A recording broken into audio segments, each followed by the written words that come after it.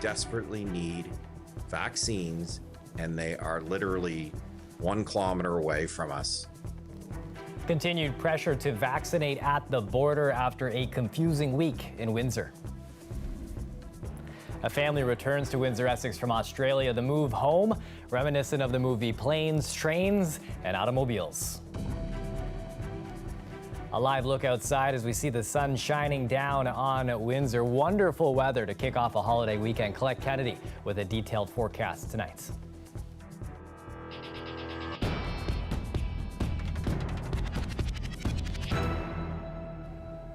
I'm Chris Ensing. Thanks for joining us. We start tonight with breaking news. More people eligible for a vaccine appointment. The province has just announced that children aged 12 and older will be able to book appointments for their vaccine this weekend. It's starting Sunday at 8 a.m. Now, that's on the provincial system. Both Chatham-Kent and Windsor-Essex use a separate booking system. We reached out to the Windsor-Essex Health Unit to see if that will also apply here. We have not had a response, but we will update you if we learn more. And this happens as Ontario announces second doses of the AstraZeneca vaccine will be rolling out next week. This after they paused first doses because of rare blood clots. With more, I'm joined live by CBC's Sanjay Maru. Sanjay, how are people who've already received AstraZeneca feeling about this move? Well, Chris, those concerns are definitely top of mind for people who came to a pharmacy like the one you see behind me to get their first dose of the AstraZeneca vaccine. I'm hearing from the Windsor Avenue Pharmacy, which is going to be offering those second doses starting next week. And the province has one message to anybody who's hesitant about getting that second dose. Their message is clear. They say that the risks of COVID-19 far outweigh those of the AstraZeneca vaccine. Now, this rollout is strictly meant for people who got their second dose the week of March 10th to the 19th. If you were one of those people, you can book your second dose the week of May 24th. That's this coming Monday. Now, here in Windsor, Essex, the health unit says 16% of residents have received the AstraZeneca vaccine. That's more than 37,000 people in the region. And I spoke to one of those individuals who says, while he wishes he could go back in time and get the Pfizer or Moderna vaccine as his first dose amid all of these controversies surrounding the AstraZeneca vaccine that you alluded to there, Chris, he says that he's not left with many options left. It doesn't sound like getting the Pfizer mixture is in the cards, and they don't know what that is. I mean, at this point, I don't really trust anything that's coming from the officials. At this point, there's been so much mixed messaging. I'm concerned on that end, but on the other end, I want to get vaccinated so I can get back to live again and see family and play that stuff that's sitting behind me right now out in public again.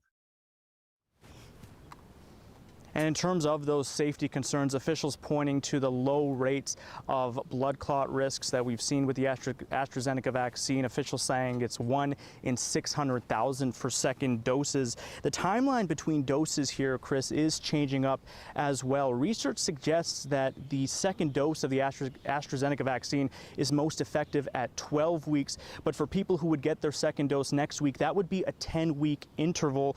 But Ontario also sitting on 55,000 doses that they say are going to expire next week, but they do add that that 10-week interval is still safe for anybody getting that second dose. And so the pharmacies, are they ready to accommodate these appointments that will be coming in? Well, Chris, I had a chance to call up a few of them, and they say they're in a bit of a tight spot. That's because they don't know exactly when these extra doses are arriving. Now, that normally wouldn't be an issue because those people who need to get that dose, who can't be booked next week, they could normally just be put on a wait list. But remember, these doses are set to expire at the end of the month, which means there's only so little time to use these up. We'll make it work, and we'll get as many shots in arms as we can, and wasting shots is not going to be an option, but we could have had more time, certainly. All we know is next week, so short week, right? Only 4 days with the holiday, so I'm hoping to get them as soon as possible, but the later we get them, the less time we have to immunize, so being prepared with staffing and booking appointments for people for an unknown time for an unknown quantity of vaccines is not going to be easy. And to book that second dose appointment, the province is asking for people to call their pharmacy or primary care provider where they got their first dose. But remember, those appointments aren't going to be guaranteed. Again, these pharmacies here in Windsor, Essex, many of them don't know when these shipments of these doses are coming, so they're holding off on booking appointments until that happens. Chris. Thanks, Sanjay. CBC Sunday Maru live tonight. The head of Windsor's regional hospital says a cross-border drive-through vaccine clinic was ready to go until it was squashed by the Public Health Agency of Canada. Fresh life in Windsor after a cold and deadly winter. The heat pulling people outside and every adult eligible for a vaccine. But inside the hospital, we have patients in our ICU that didn't have access to vaccines. I'm not saying they would have taken it, but they didn't even have a chance to take it. And now they're in the ICU with COVID and on ventilators and hanging on for their dear life. Across the river in Michigan, a surplus of shots and offers to get them in the arms of people in Windsor, Essex. We desperately need vaccines, and they are literally 1 kilometer away from us, begging us to use them on our residents. It looked possible this week. PHAC writing on Monday, under current emergency orders, people crossing for a vaccine may be exempt from quarantining on return with proper proof. Do anything else while in the U.S. for your vaccine and the exemption would be denied. We were literally hours away from making it happen. An international drive-through clinic. Canadians crossing the Ambassador Bridge, getting a shot, turning around and starting their 1-dose summer, never having to leave their vehicle. All of it lined up. And then on May the 19th, we're being told, nope, it's not being approved, not being supported. In 48 hours, PHAC flipped their script. Crossing for a vaccine would not allow for an exemption for quarantine under the current emergency orders. Politics, says Mouget. I don't think anyone wants to see lines of Canadians going into a foreign country to have to get something like vaccines. I disagree with that assertion. I think that the position in terms of non-essential border travel has always been there.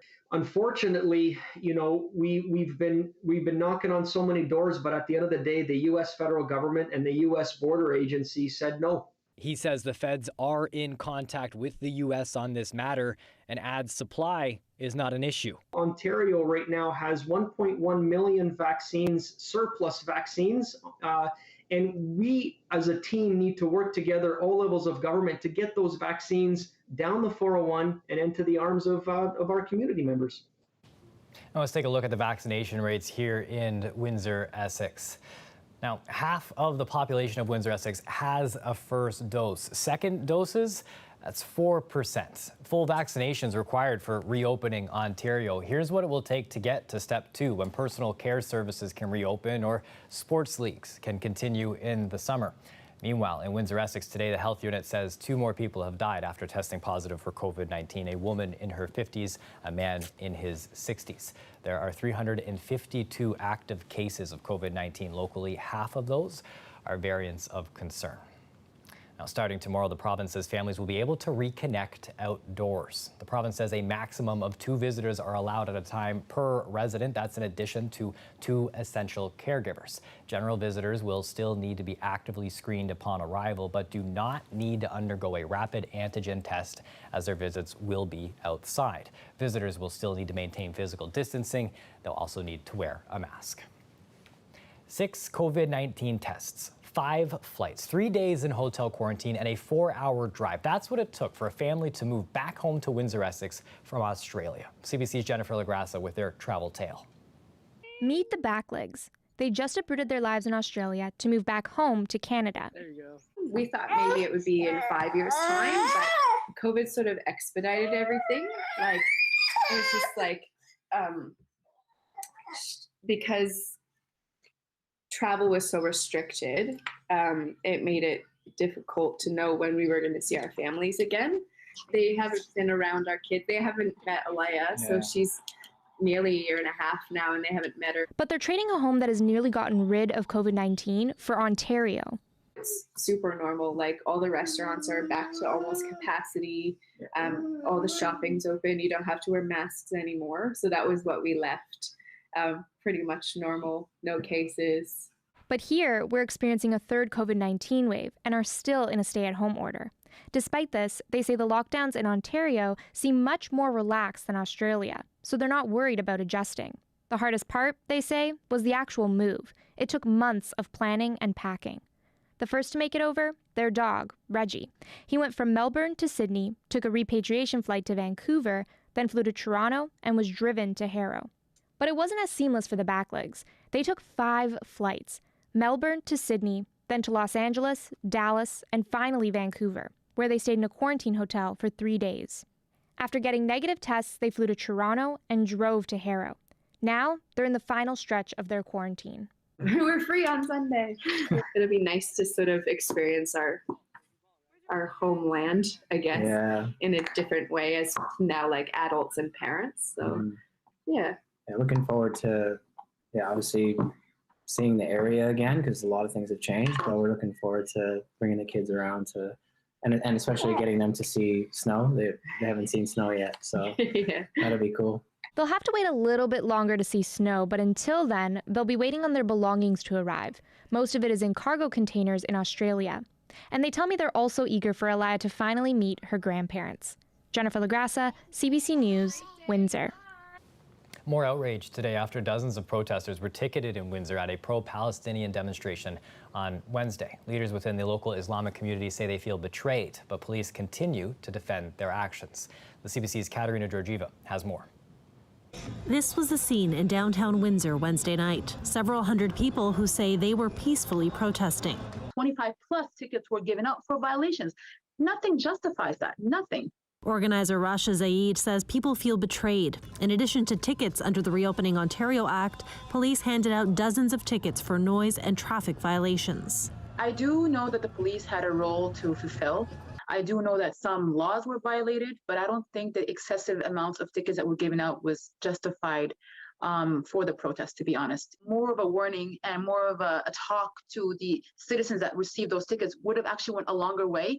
Now they have an outraged amount of people that are actually mad with the police force. She was charged as an organizer under the Reopening Act, an $880 ticket, but one she plans to fight. Police say go right ahead, that this protest was handled like any other, and that on Wednesday night, the traffic did raise public safety concerns. We did have one incident where someone was charged with stunt driving. This was a case where someone was squealing their tires, and the vehicle was actually observed by an officer almost swerve into a crowd of people. So this was definitely a concern. Also driving on our roadways with flags, and not just the passengers with the flags, but drivers operating their vehicles with large flags. The Windsor Islamic Association says the community feels betrayed and hurt. They said in a statement today that the government and the Windsor police have attempted to silence the voice of the helpers. The point of the protest was to make noise, enough that voices in defense of humanity are heard. The association is calling Windsor police to drop the charges, and while police have not yet responded to that, they do say they would like to talk to anyone with concerns. We live in a very diverse community, and our police service is very proud of that. And we are always trying to keep our lines of communication open. Zaid says she has already reached out to police to understand what to do next time she organizes a protest. With family in Gaza, she feels relief there's a ceasefire, but says there's still work to do here at home to raise awareness about the conflict. Katerina Georgieva, CBC News, Windsor. Now, that ceasefire between Israel and Palestinian militants took effect overnight as planned, both sides claiming victory after 11 days of fighting.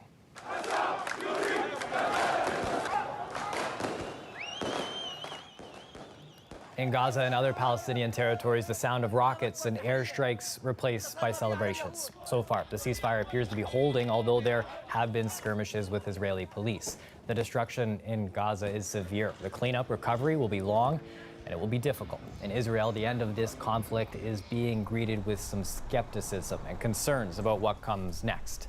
There are growing calls for the ceasefire to lead to a permanent truce. Now, this fall marks 20 years since the show 24 first hit the airwaves. A Windsor superfan doesn't want the anniversary to go by unnoticed. Not only has he started a podcast, he's also organizing a Comic-Con-style virtual convention this fall. It's called 20 Years, 24. It the best way I can describe it, and I've heard this, I've interviewed 36 people from the show in the last 2 months, and they keep using the word pulse. It's a relentless show. It's something that you've got to get on the train and just get running with it.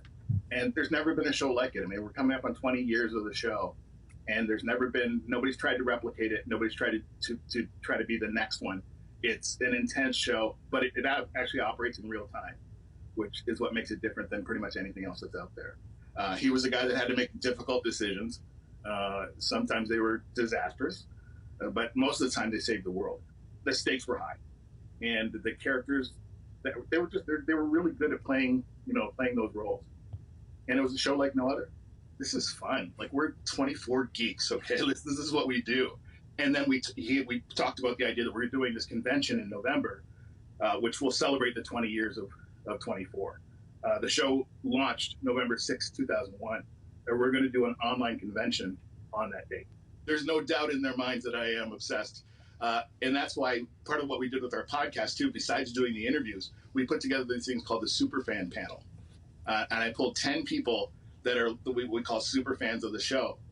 They know every detail. They know it like chapter and verse. I've got somebody in Morocco. I've got somebody in the UK. I've got several in the US, some in Canada. So it's kind of a nice international kind of board to discuss 24. I think you can book my dad as a guest for that podcast. It was one of those shows I always caught him watching. We take a live look outside, the big Canadian flag waving, the boats on the water, certainly looking beautiful. Colette Kennedy with a look at the forecast next.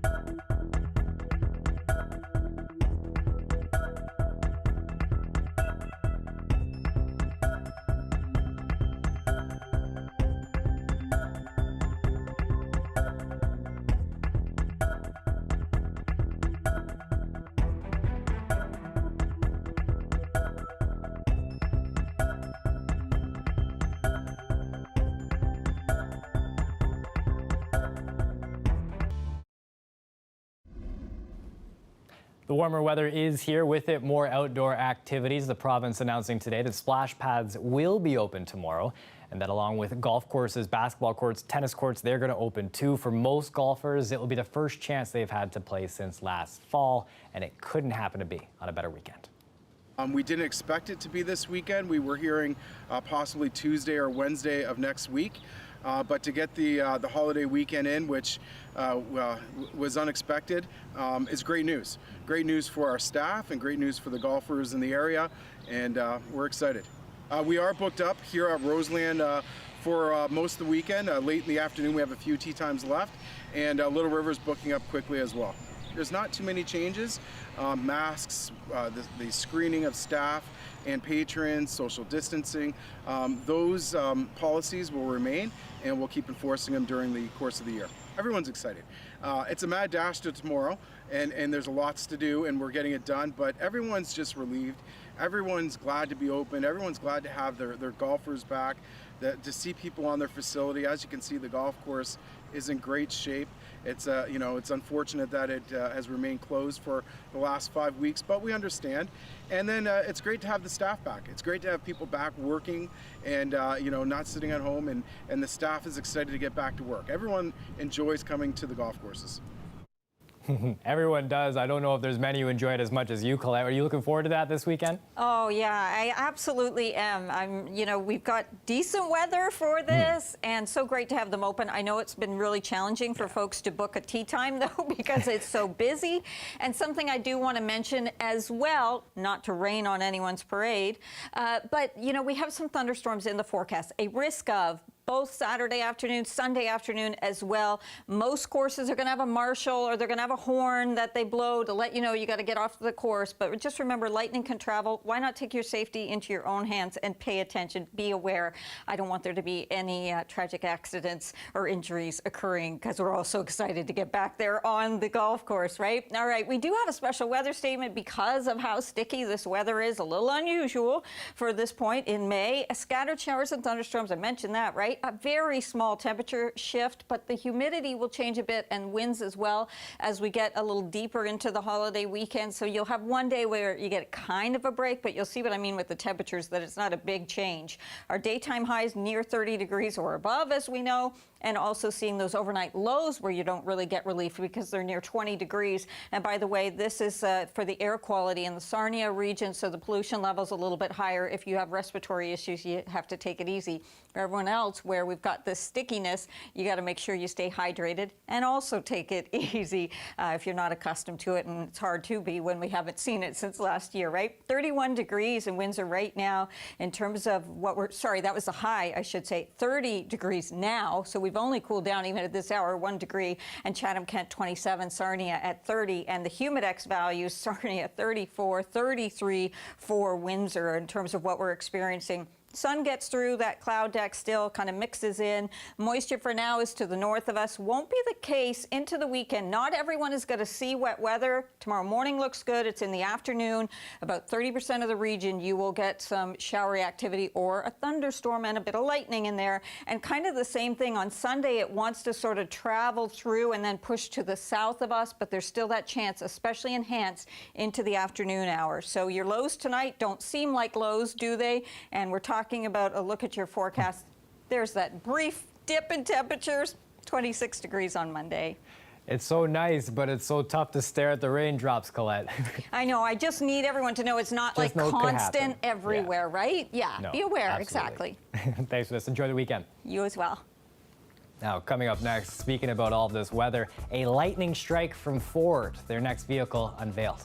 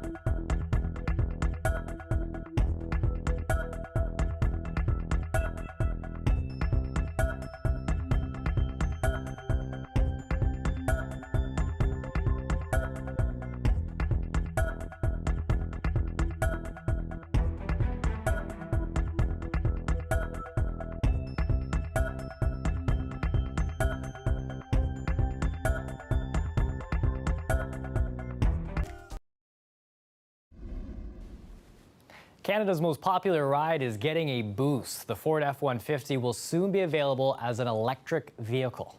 It's a truck that will usher in a cleaner future for our country. Now, the Lightning will cost about the same as Ford's gas models, and it will be able to drive as far as 480 kilometers on a single charge. Ford won't say how many Lightnings will roll off the line next year. That number, it isn't just about selling cars. About a third of Canada's greenhouse gas emissions, they come from vehicles. Changing that, a key to our climate change strategy. NHL playoffs have started, and Montreal Canadiens, they've taken an early lead. Checked on the play and turned back by Armia with speed. Paul Byron gets there, scores! What a brilliant goal by Paul Byron, shorthanded. That was a game-winning goal late in the third period. The Canadiens take game one of the long-awaited first-round playoff series. Not a high-scoring game, but there was a heart-stopping moment midway through the first period. Muzzin ahead for Tavares, knocked down by Sherratt, and Tavares is hurt.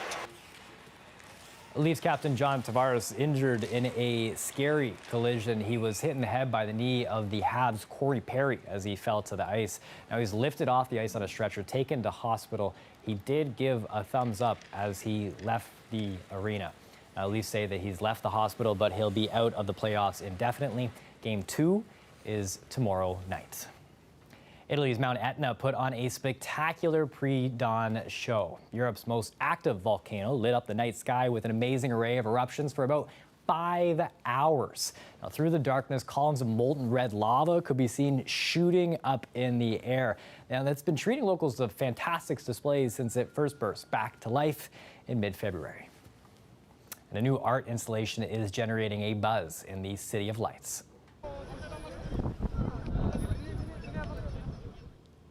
Plays with the eye there, doesn't it? Gives the impression of steep cliffs below Paris's iconic Eiffel Tower. The optical illusion unveiled on the day that restaurants, cafes, and museums reopened in the city. Pandemic-wary Parisians and visitors eager to return to normal life, they flocked to the site to take photos, pose for pictures, while jumping across that wonderful optical illusion. Might have to throw one of those things underneath the giant Canadian flag once Windsor is able to reopen. That's it for us. For more stories, you can go to our website, cbc.ca/Windsor. You can find us on Facebook, Instagram, and Twitter as well. The Rick Mercer Report is up next. Have yourself a wonderful holiday weekend.